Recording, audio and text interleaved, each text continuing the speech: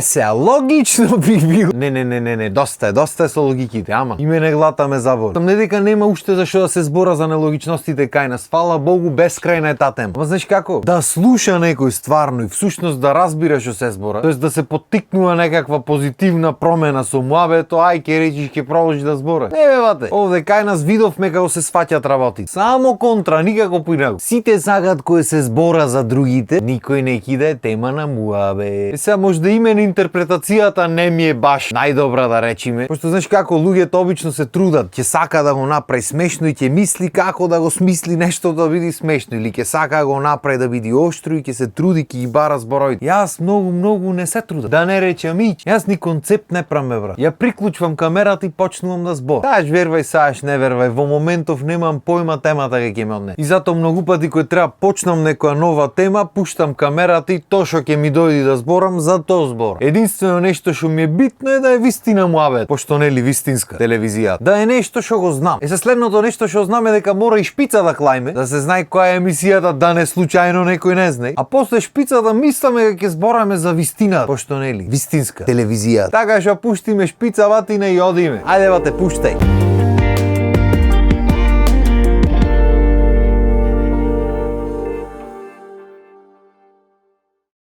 Се шо е вистина? Има само една вистина, има една Македонија, белетеја, парчетеја, па ќе биде наша најмила.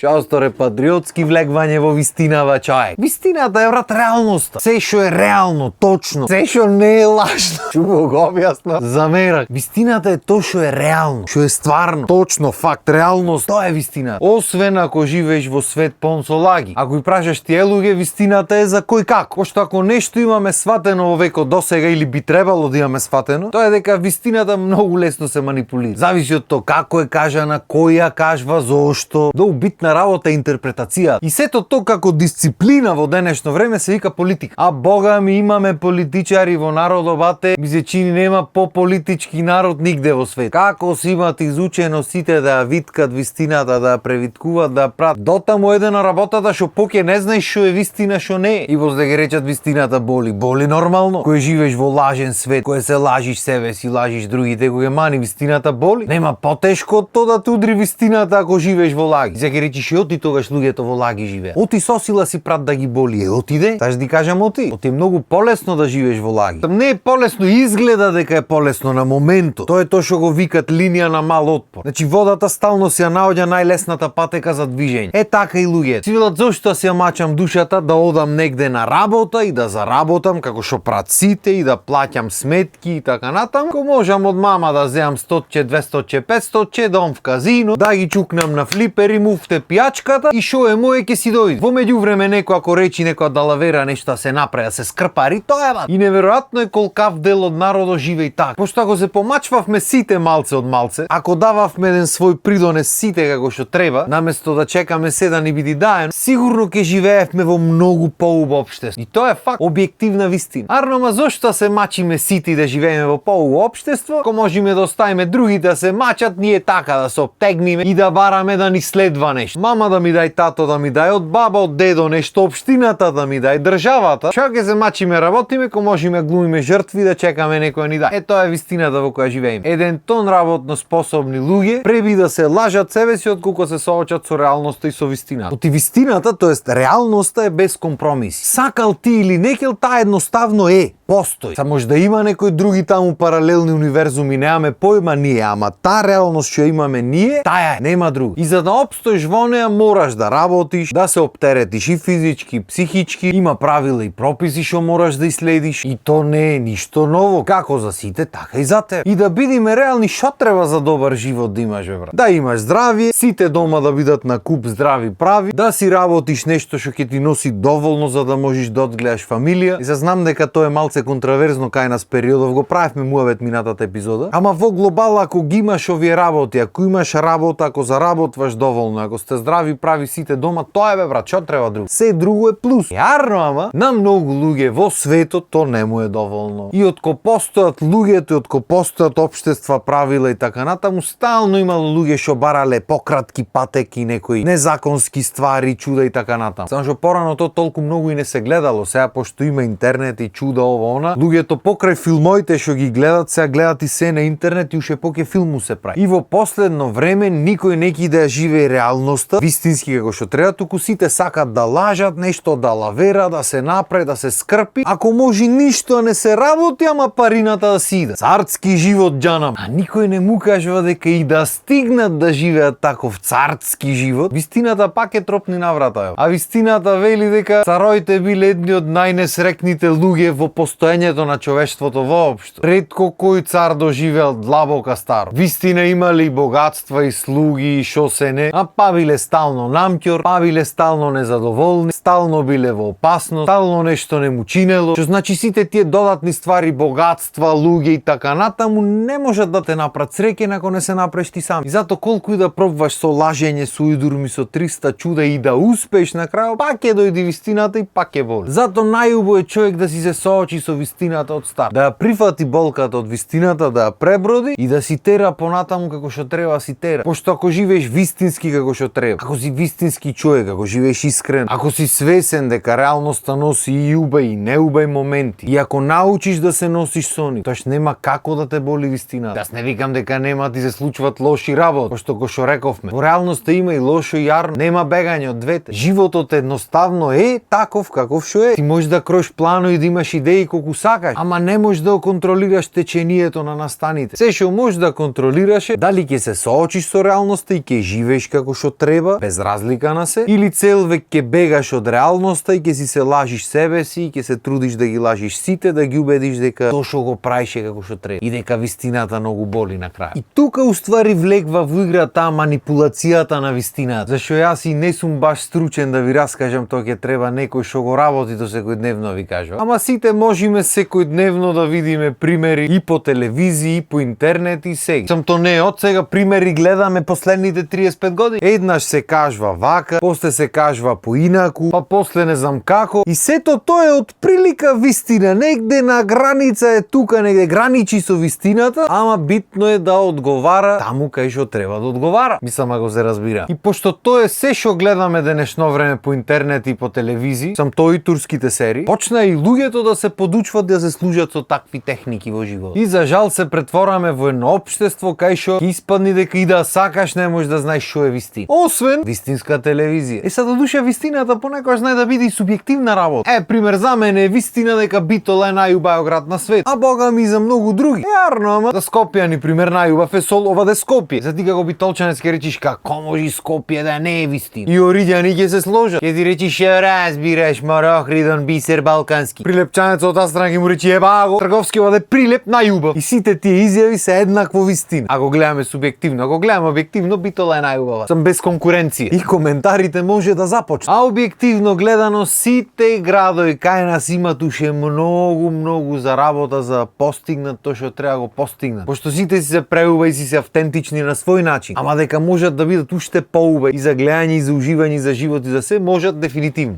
Таа е објективната вистина. Се и објективната вистина може на некои субјекти да не му чини, ама знаеш како? Кој те праша?